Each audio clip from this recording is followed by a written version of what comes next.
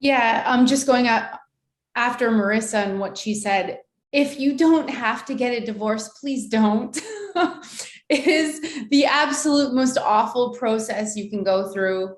And I didn't fight. We didn't have lawyers. We had one lawyer who processed our divorce just because we didn't know what to do with like the courts and everything. And so we literally got a friend's divorce papers every single night after the kids went to bed. We sat down together and we replaced all the words in this like 30-page document, and it took about a month, and it was just awful. I mean, you talk about in the case of death, what happens with the kids in your insurance, life insurance policies, and there's just so many details, like who pays for college and like what if the kid drops out of college, then what happens, like just all of these things that you are not ready to talk about yet, but you have to go through. And it's really just, it's like mourning a loss, but the person's in front of you. And it was just, it's just awful, especially when kids are involved. And but again, we didn't fight. He refused to leave the house. It had been bad for 5 years, but so we tried, we went to counseling, we did everything we could. But he refused to leave, and he would have been miserable for the rest of his life because his parents were married for 40 years, miserable for their lives.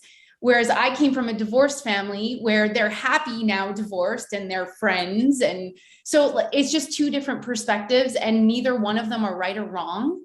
But I never got married thinking I was going to get divorced. I was married for 12 years, together for 4 years before marriage. So, a big significant amount of my life I was married, and I just never thought it would happen.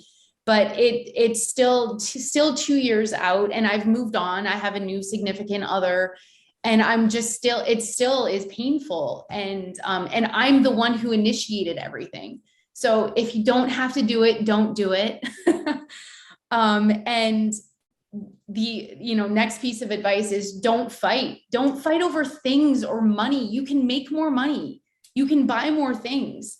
And the kids, like, we're 50-50 for our kids, in terms of custody. And our kids are pretty resilient, but with COVID and all this other stuff that's going on in the world, I think it just like double and triple impacted everybody. I left a vice president job to start out my own company 2 months before I left. So just like a huge amount of adjustment for the entire family. And I left and just said, you can have it all. I just want my peace. And peace, you cannot buy peace for any amount of money.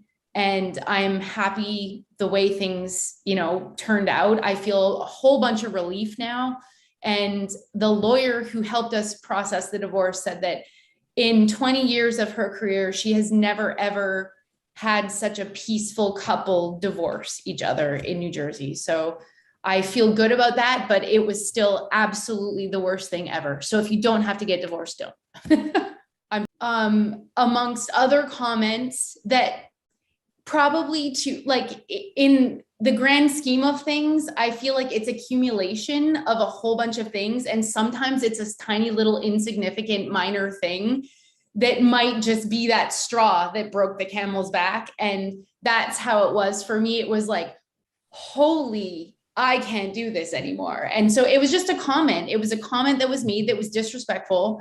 And I just thought, oh my God, why am I doing this to myself? I don't have to be here. I don't have to put up with this for the rest of my life. And it was getting worse and worse and worse. And I think the problem was that, and he made a comment one day and he said, I'm the same person I was 15 years ago.